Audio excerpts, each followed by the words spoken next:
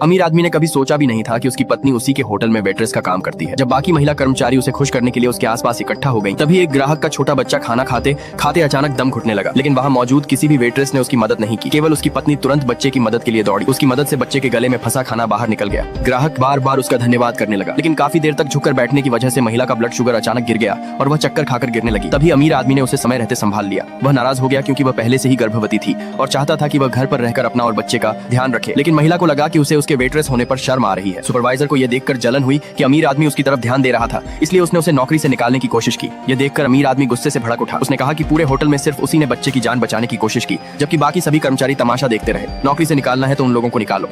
तभी मैनेजर भी में आया और मामला शांत करते हुए घोषणा की कि जिन्होंने बच्चे की मदद नहीं की उनका बोनस काट लिया जाएगा और उस महिला को $10,000 का इनाम दिया जाएगा।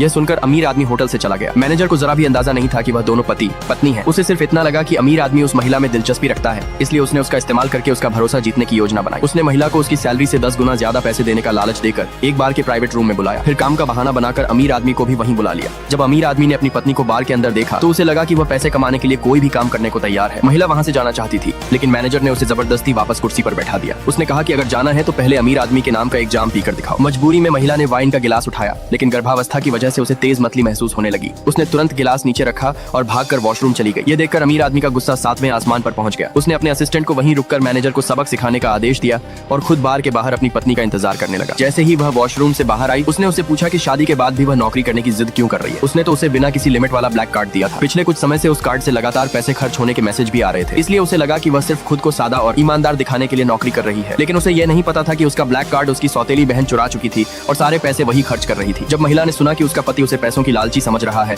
तो उसका दिल पूरी तरह टूट गया। उसने कहा, जैसे ही हमारा बच्चा पैदा होगा मैं तुम्हें तलाक दे दूंगी और तुम्हारे एक भी पैसे को हाथ नहीं लगाऊंगी। इतना कहकर वह वहाँ से चली गई। उस रात अमीर आदमी बिस्तर पर ऐसे लेटा रहा जैसे कुछ हुआ ही न हो और पत्नी के आने का इंतजार करने लगा। लेकिन जैसे ही वह कमरे में आई, उसने अपना तकिया उठाया और कहा, जब तुम्हें लगता है कि मैं सिर्फ पैसों के लिए तुम्हारे साथ हूँ तो मुझे तुम्हारे साथ एक ही बिस्तर पर सोने का भी कोई हक नहीं है। उसने उसे रोकने की कोशिश करते हुए कहा कि अगर माता पिता के रिश्ते अच्छे नहीं होंगे तो उसका बुरा असर बच्चे पर पड़ेगा। महिला ने झटके से तकिया छीन लिया और बोली, हमने तो कभी एक दूसरे से प्यार किया ही नहीं। इतना कहकर वह गुस्से में कमरे से बाहर चली गई। अमीर आदमी फिर से बिस्तर पर लेट गया और दिखाने लगा कि उसे कोई फर्क नहीं पड़ता। लेकिन पूरे बिस्तर पर उसकी पत्नी की खुशबू बसी हुई थी, जिससे वह सारी रात बेचैन रहा। अगली सुबह उसने सोचा कि उसकी पत्नी अभी तक नाश्ते के लिए नीचे क्यों नहीं आई। एक नौकरानी ने बताया कि वह अब भी उससे नाराज है और जब तक वह घर में रहेगा नीचे नहीं आएगी। अपने होने वाले बच्चे के बारे में सोचकर वह मजबूरी में उठ खड़ा हुआ। उसने नौकरानी से कहा कि उसकी पत्नी पर नजर रखना और उसे दोबारा काम पर जाने मत देना। नौकरानी ने तुरंत हामी भर दी। जैसे ही वह घर से निकला, उसकी पत्नी नीचे डाइनिंग रूम में आ गई। जब उसे पता चला कि उसके पति ने उसे नौकरी पर जाने से मना कर दिया है तो वह घबरा गई, क्योंकि उसे लगा कि तलाक के बाद उसके पास कोई कमाई नहीं होगी। मौका मिलते ही जब नौकरानी का ध्यान दूसरी तरफ था,